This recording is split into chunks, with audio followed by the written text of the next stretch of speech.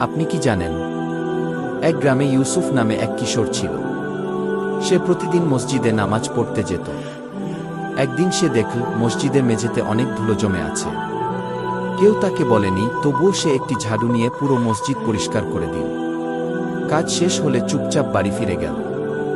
সে চেয়েছিল শুধু আল্লাহ খুশি হন।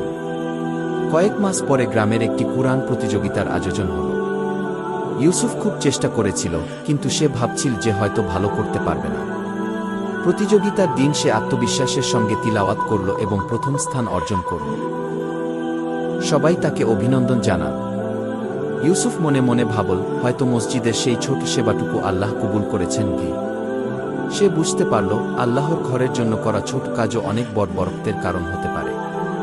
শিক্ষা: আল্লাহর সন্তুষ্টির জন্য করা কোনো ভালো কাজই ছোট নয়। আন্তরিকতার সঙ্গে করা আমল অবশ্যই মূল্যবান।